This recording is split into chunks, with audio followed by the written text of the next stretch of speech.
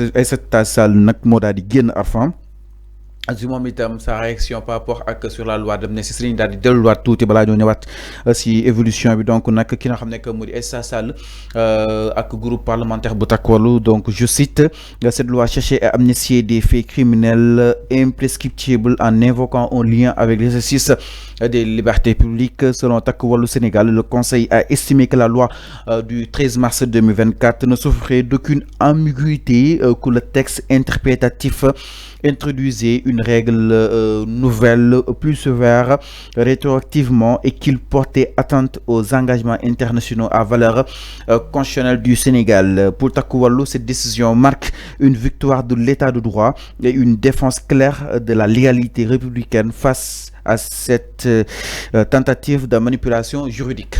jàpp na ni itam si diwaanu li nga xam ne que moo di engagement internationaux yi nga xam ni itam le Sénégal xaatim na ko pourtant ñoom alerté woon nañ ki nga xam ne que moo di Amadou Ba waaye bëgguñu mës a déglu si wàllu wunu mel yi itam ñi ngi sant bu baax ak gërëm li nga xam ne que moo di le conseil constitutionnel parce que dafa daal di jàpp ni le conseil dafa daal di doxal li nga xam ne que moo di benn état de droit waaye itam gën a leeral li nga xam ne que moo di askan wi jëm si li nga xam ne que moo di une défense claire et la légalité républicaine face à une tentative de manipulation juridique. Moom la Aïssata Sall ak l'ensemble justement bu groupe Takku Wallu daal di xamle jëm si boobu dina xam ne que mu di loi d'amnistie bi nga xam ni itam jàpp na ni souffriwul benn li nga xam ne que moo di jëf lu dul ni day daal di cherche yu mi daal di protéger waaye nag dorénavant yi fii nag jeex na ndaxte li nga xam ne que moo di conseil constitutionnel déduire na par rapport ak wàllu wu ni mel Arfan.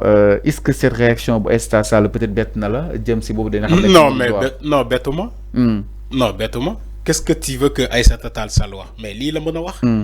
Mais je rappelle aussi que ni ñoom ñoo fi. Elle est constante peut-être Arfan parce que lii la doon wax aussi Assemblée nationale. Oui je rappelle aussi ni que ñoom Aïssata Tall Sall yëpp magistrat yi ñu doon jiiñ de corruption ñoom ñoo nekk conseil constitutionnel ba léegi kenn changé wu leen.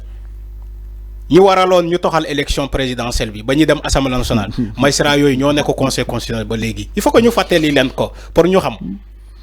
ni que magistrat yooyu ñoom Ahmed Cheikh Tidiane Coulibaly ñoom Cheikh Ndiaye ñoom magistrat yooyu fa nekk yëpp excepté tey dem si yàlla si Badio Camara magistrat yooyu ñoo fa nekk ba léegi kenn changé wu leen kenn changé wu leen donc li nga doon ñaaw li dëmb tey nga rafetal ko c'est paradoxal magistrat yi nga doon ŋàññi dëmb tey ñoom ngay xalamal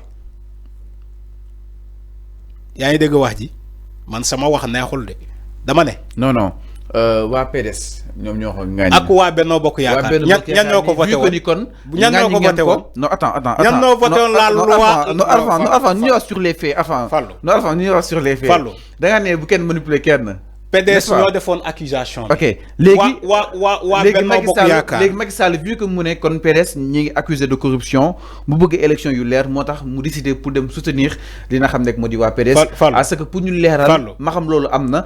mais waa APR confirmé wuñu que ni. dama lay xaar nga wax ba pare ma jàppale ci say wax concrètement. pare nga allez-y waaw. nooy soutenir waa PDS te ñu tuumal sa premier ministre bu bokk Benno Bokk Yaakaar. kon yow boo naree défendre ci ñaari kan nga waroon défendre. C'était pour peut-être clarifier la situation. C'est faux c'est faux c'est faux. Un premier ministre est en même temps candidat déclaré aux élections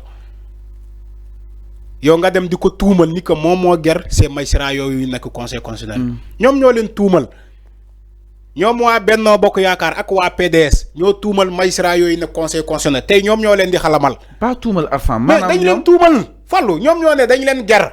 Amadou Ba moo leen ger Fallou fii la ñuy fekk tu peux pas défendre l'indéfendable. non même pas non c'est ce que tu essaies de faire. j'ai pas essayé de les défendre. dama ne li ma wax nii kenn du ci génne virgule. ñoom ñoo doon tuumal magistrat yi ne ko conseil constitutionnel ni que dañ leen ger. c'est des magistrats corrompus. man li ma si fàttali tey magistrat yi joxe nañu verdict bu favorable à eux ñu leen di xalamal. ñoom Aïssata Tall Sall ñii ñëpp noonu la ñu meloon. ñun ñoo fi doon défendre conseil constitutionnel. man nii wuy ma Fallou man taxaw naa fii. moment ba muy Sénégal di métti ba ñuy wax ay crise institutionnelle. Macky Sall ba muy taxaw di déclarer ni que Sénégal dafa am crise institutionnelle. bi tax il faut que ñu modifier le calendrier républicain. man bokk naa ci journalistes yi doon taxaw ci moment boobu bi wax jafe woon man mii Arfan dama doon wax demal nga andi VAR bi. dama ne Macky Sall conseil constitutionnel ñun Sénégal yëpp ñoo d'accord même bu juumee c'est comme si juumul donc respecter le conseil constitutionnel ñoom waa Benno Bokk Yaakaar ñii taxaw tey di jubilé ñoom laa doon waxal kaddu yooyu man mii ñoom laa doon waxal kaddu yooyu ma ne leen bàyyi leen conseil constitutionnel bi ngeen di diaboliser nii parce que Macky Sall il a des ambitions de 3e mandat. Parce que Macky Sall dafa bëgg a toxal élection yi ba décembre prochain. Ngeen taxaw Assemblée nationale di voter une mise en accusation contre les magistrats du Conseil constitutionnel. Les deux chefs di naan woy le premier ministre Amadou Ba moo leen ger bi war a tax Macky Sall ne comme loolu am na damay annuler le décret portant sur comment dirais-je la tenue des élections. Macky Sall modifier le décret boobu jaarale ko Assemblée nationale par une nouvelle loi ñoom ñu voté ko sous forme que dañoo ger ay magistrats yi ne Conseil constitutionnel tey ñoom ñii taxaw di jubilé ñoom ñoo taxaw tey di jubilé grâce à ces mêmes magistrats parce que magistrats yu kenn changé wu leen magistrats yi fa nekk kenn changé wu leen de ba léegi ñoom ñoo fa nekk c'est comme si ñoom xam nga Benno Bokk Yaakaar ils ont un problème avec la loi. Je ne sais pas que si les Sénégalais ont fait ce constat-là. Moi, j'ai fait ce constat. Wa APR, wa Benno Bokk Yaakaar, ils ont un problème avec les lois. Respectez une loi. Respectez une loi. Fallait une constitution, fallait une loi, fallait une juridiction, fallait une décision de justice. Tay lañ ko fallait. Mais bañu nekké au pouvoir, musuñu fallait ben ci ñooñu yi ma cité. Bo gisé ma wax la lool. Bo gisé ma wax la lool, fallu. Waa Benno Bokk Yaakaar ñoo taxaw Sénégal fii sénégalais yépp dégg leen. yaa ngi dégg ñu ne décision de justice am na. Loi bi ne leen une décision de justice dans un processus accéléré mooy maanaam la question de l'urgence parce que élection la ñuy jëm ñu ne normalement décision justice su xasee ba joxee ko cette décision doit être appliquée automatiquement parce que le recours n'est pas suspensif du loi moo wax mais Benno Bokk Yaakaar dañoo taxaw ñu ne ñoom faalewuñu loolu dañoo taxaw ñu ne ñoom faalewuñu loolu kenn du ko respecté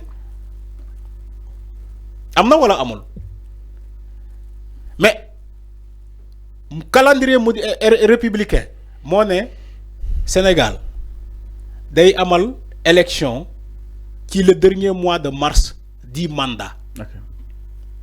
Macky Sall ñoo ne dama koy modifier depuis 1960 personne n'a modifié le calendrier républicain Macky Sall ñoo ne dina ko modifier par force.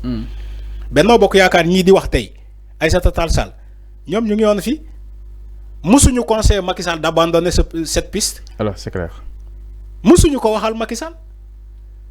Macky Sall dem na ba modifier ay article pour diw bokk élection parce que dafa ñëw dialoguer mooy waa ji taxaw dina naa bokk rek Macky Sall dem modifier loi yi l'article L29 et L28 L29 L30 pour Khalifa Sall mën a bokk ci élection Macky Sall moo ko def parce que dafa ñëw dialogue Macky Sall faalewul loi ñoom Benno Bokk Yaakaar di wax ni kenn ci ñoom faalewul loi tey la ñuy faale loi tey la ñuy faale décision de justice tey la ñuy faale décision constitutionnelle tey lañ ko faale mais démb faale wuñu ko de Sénégal ba muy boy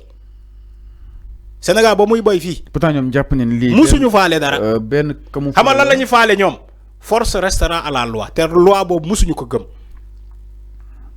alkaati yi lañ doon jël comme loi.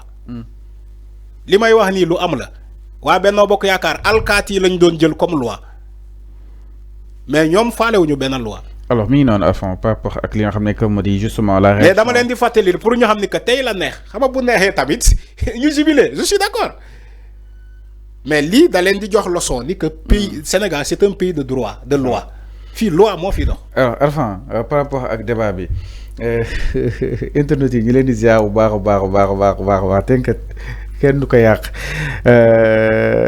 mais la réaction bu Aïssata Sall mi ngi noonu Arfan bëggoon naa relance mais ruus naa Sylvie Diagne ak ki nga xam ne que moo di justement Ablaye Bodian ñu Fall bul yàq débat bi donc bàyyi naa ko. non da ngay relance par force. mais en fait li ma bëgg a leeral rek moom mooy Arfan ni li tax APR à ce que justement que li may fàttaliku mooy PDS dañoo bindaloon benn que li nga xam ne que moo di assemblée nationale que ni dañoo corrompre magistrat yu conseil constitutionnel yi.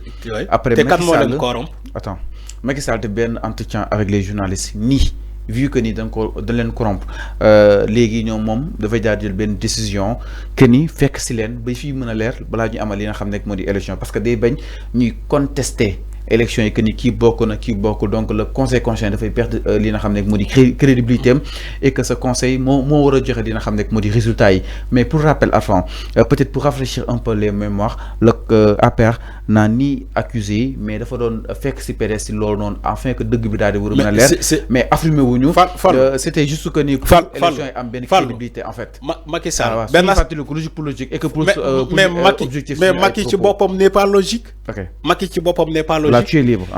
Comment une simple accusation yo nga né comme ay nit ñoo accusé. Gis que ça me rek mais loolu lay wax ni il n'est pas logique en tant que président. OK. Ben simple accusation yo vérifier pour xam ni que loolu amna nga né da ngay toxal élection Fallou c'est ce que tu essaies d'expliquer ici. C'est ce que tu essaies d'expliquer. Non, j'ai pas essayé enfin. Mais c'est ce que tu expliques pour peut-être réfléchir. Dama né Macky ci bopam n'est pas logique. Wa enfin bu ñu yàq émission bi ñu reçu ñu internautes yi enfin ñu def ñu ñëw ci leneen. Dama né Macky Sall ci bopam n'est pas logique. Ben simple accusation waro modifier calendrier républicain. ñu ñëw ci leneen. C'est ce que j'ai dit. Lolu bo fi naré ñëw ci terrain bobu, c'est un terrain glissant. Bo fa naré ñëw da ngay daanu. Parce que tout ce que Macky Sall a pris comme décision c'est nul. C'est tellement nul d'un président de la République. Nous ne dañoo accuser Maïsera. Il n'est qu'au conseil constitutionnel ni que dañ leen guerre. Yow nga ne da ngay toxal élection. Tu n'as jamais vérifié l'information. Parce que yow tu as d'autres ambitions. Ñooñu dañ la jappalé rek ci sa ambition. Waaw xam na loolu ay. Mais ñooñu dañ ko jappalé ci son souhait de troisième mandat. waaw yow mais loolu la da nga nekk di déduire en fait quoi. Donc, Macky n'est pas logique. Les commentaires sont libres, mais les faits sont sacrés. Madame aussi fait, il y a donc commenté concrètement à fond. Pourtant, réerouñu ñak dégo mo am, mais dama ñëw ci fait yi yow nga ñëw ci commentaire yi. Fait li la démé, yow nga ci fait Macky li la ci bëgg loolu sa commentaire bo d'accord, légui pour ñu tëj débat bi ma jox la benn question après ñu jall. Mais magistrat yoy ñuy guerre. Plainte yi fa la tollu. Alors, est-ce que amna suite? Alors loolu da nga koy laaj exactement. Voilà li nga xam ne moo di loolu tapale la woon ak wàllu yenn loolu moo lay woon ni que tapale la woon. ñu ñëw si leneen. te magistrat yooyu ñoo fa nekk ba léegi. alors ñaari koy jeexalee ana plainte yi ana plainte yi dafa aboutir ana suite bi. bàyyi leen caaxaan waaye. pour manipuler la population comme ça. ñu daal koy jeexalee pendant 12 ans il manipulait la population pendant 12 ans. faalewuñu loi faalewuñu décret faalewuñu institution yi. faalewuñu juridiction yi faalewuñu ay décision de justice waa APR tey ñoom ñooy wax nii. alors mooy jom yi amul heure rek. alors on se quitte avec le jom yi amul heure thématique. te ñoom ñooy wax ñëw si li nga xam ne ñoom ñooy bàkku tey te ñoom ñooy bàkku ñi fi nekkoon pendant 12 ans faalewuñu dara. coupé leen ma micro Arfan ma ñëw si dernier point bi. incha allah alors donc mi ngi noonu